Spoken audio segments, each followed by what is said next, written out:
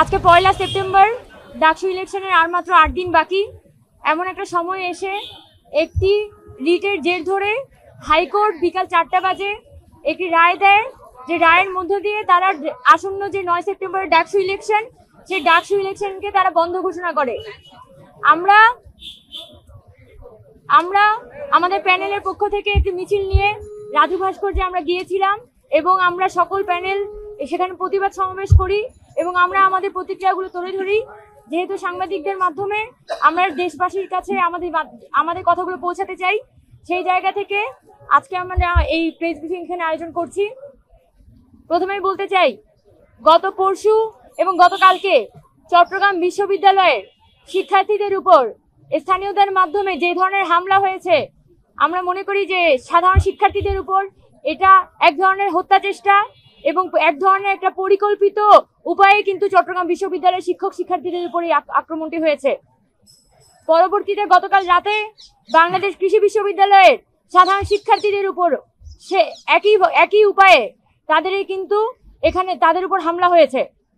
আমরা মনে করি এই গত কয়েক মাস ধরে যখন চাকসু, রাকসু, ডাকসু নানান ছাত্র সংসদ নির্বাচনে একটা রব উঠছিল এবং আমাদের বিশ্ববিদ্যালয়গুলো যেখানে একটা গণতান্ত্রিক রূপান্তরের পথে ধাবিত হচ্ছিল, ঠিক একই সময়ে হুট করে আমরা দেখছি যে আমাদের ক্যাম্পাসগুলো অস্থিতিশীল হয়ে উঠছে।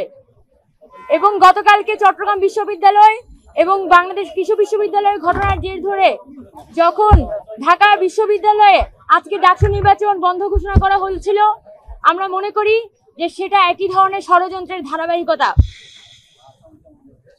গত কিছুদিন আগে যখন আমাদের জাহাঙ্গীরনগর বিশ্ববিদ্যালয়, রাজশাহী বিশ্ববিদ্যালয় সব জায়গাতেই কিন্তু ছাত্রছাত্রীরা মনোনয়নপত্র নিচ্ছেন, প্যানেল ঘোষণা করছেন এবং ঢাকা বিশ্ববিদ্যালয়ে যে ডাকসু ইলেকশন, সেই ডাকসু ইলেকশনের কিন্তু ডেট প্রায় ঘনিয়ে আসছে। এটার মধ্য দিয়ে আমাদের ঢাকা বিশ্ববিদ্যালয় সহ সকল বিশ্ববিদ্যালয়ে এক ধরনের গণতান্ত্রিক পরিবেশ, এক ধরনের সকল পক্ষ, সকল রাজনৈতিক শক্তি, সকল ছাত্রছাত্রী, প্রার্থী, সাধারণ ছাত্র সকলের মধ্যে অত্যন্ত উৎসব মুখর এবং অত্যন্ত একটা আশাব্যঞ্জক এবং গণতান্ত্রিক পরিবেশ বিরাজ করছিল। এই পরিস্থিতিতে এসে যখন আমাদের চট্টগ্রাম বিশ্ববিদ্যালয় উত্তপ্ত হলো, যখন বাংলাদেশ কৃষি বিশ্ববিদ্যালয় উত্তপ্ত হলো এবং ঢাকা বিশ্ববিদ্যালয় আজকে উত্তপ্ত করার চেষ্টা করা হলো, তার মাধ্যমে আমরা বুঝতে পারি যে একই শক্তি তারা কিন্তু নানান উপায়ে এই বিশ্ববিদ্যালয়গুলোকে উত্তপ্ত করার চেষ্টা করছে।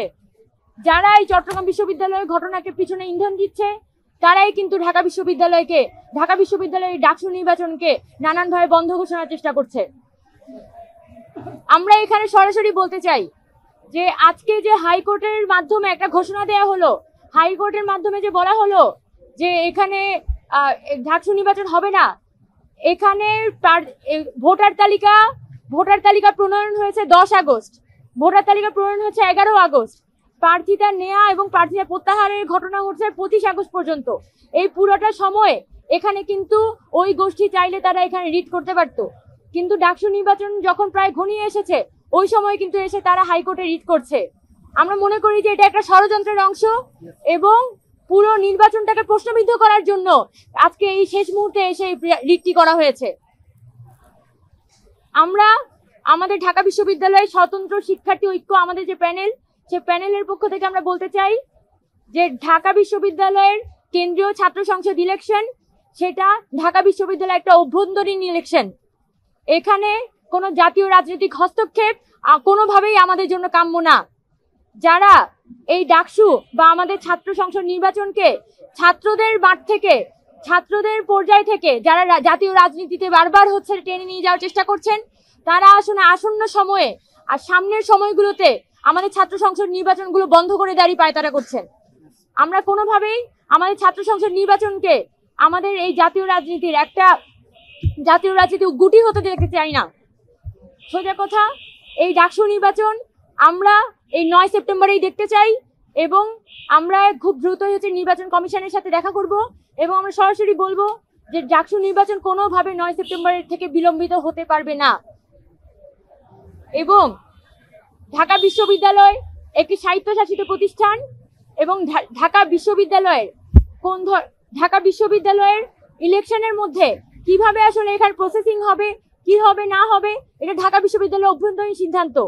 যে এখানে হাইকোর্টকে টেনে নিয়ে আসা, এটা পুরোপুরি হচ্ছে ঢাকা বিশ্ববিদ্যালয়ের ছাত্র সংসদ ইলেকশনের সাথে বেইমানি।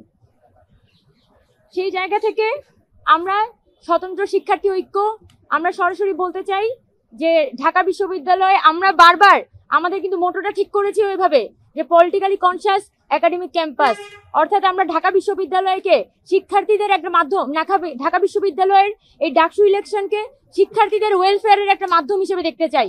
এখান থেকে জাতীয় নেতা নেত্রী তৈরির কারখানা আমরা ডাকসুকে বানাতে চাই না। সেই জায়গা থেকে আমাদের ডাকসুর প্রতি বছর নিয়মিত করার জন্য আমরা ক্যালেন্ডারের ডেট ধরে আমরা ডাকসুকে প্রতি বছর 12 মাসে একবার হচ্ছে একটা ডাকসু ইলেকশন হবে, সেভাবে আমরা ডাকসুকে নিয়ে যাব। এই সময়ে এসে যারা হচ্ছে জাতীয় রাজনীতির সাথে কানেক্ট করে ডাকসুকে নানানভাবে হচ্ছে বানচাল করার চেষ্টা করছেন, আমরা তাদেরকে হুঁশিয়ারি দিয়ে দিতে চাই।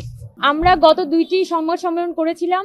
2 সংবাদ সম্মেলনে কিন্তু আমরা বলেছি যে ঢাকা বিশ্ববিদ্যালয়ের নারী শিক্ষার্থী এবং অনাবাসিক শিক্ষার্থী তাদের ভোট নিশ্চিত করার জন্য প্রথমত ভোট কেন্দ্র বাড়াতে হবে এবং ভোট কেন্দ্রে যে 300-400 জন এক লাইনে থাকে এই ধরনের লাইন জ্যামিং করা চলবে না। গত 2019 সালের যে ডাকসু ইলেকশন ছিল, সেই 19 সালের ডাকসু ইলেকশনে কিন্তু সাধারণ স্টুডেন্টরা এসে সবাই ফিরে গেছে, কারণ প্রায় 1 কিলোমিটার পর্যন্ত লাইন হয়েছিল কোনো হলে। তো আজকে যেখানে আমরা দেখতে পাচ্ছি মাত্র 8টি কেন্দ্র নির্ধারণ করা হয়েছে। 8টি কেন্দ্রের মধ্যে অনেকগুলো কেন্দ্রই আছে যেখানে 3টি-4টি করে হল সেখানে অ্যালট দেওয়া হয়েছে, যেখানে একদিনে প্রায় হচ্ছে আপনার একটি ভোট কেন্দ্রে আপনার 1,600-7,000 মতো মানুষ ভোট দিবে। সকাল 8টা 10,000-এর মতো ভোটার আছে। সকাল 8টা থেকে হচ্ছে বিকাল 4টা পর্যন্ত। এই যে সময়টা, এই সময়টার মধ্যে আমরা হিসাব করে দেখেছি কোনোভাবেই 20 থেকে 25,000-এর বেশি স্টুডেন্ট ভোট দিতে পারবে না। সেই জায়গা থেকে আমরা বারবার প্রশাসনকে বলেছি যে আপনারা ভোট কেন্দ্রগুলো স্টুডেন্টদের কাছে অ্যাক্সেসিবল করেন। একই সাথে আমাদের যারা অনাবাসিক শিক্ষার্থীরা আছে তারা যাতে ভোটটা নির্বিঘ্নে দিতে পারে, সেটার জন্য বাসের ট্রিপ একটু পরপর ঢাকা বিশ্ববিদ্যালয় থেকে বাসের ট্রিপ এনশিওর করতে হবে। সারাদিনই এখানে 4টা পর্যন্ত আপ ট্রিপ আসতে হবে এবং 4টার পরবর্তীতে ডাউন ট্রিপ যেতে হবে রাত 8টা-9টা পর্যন্ত।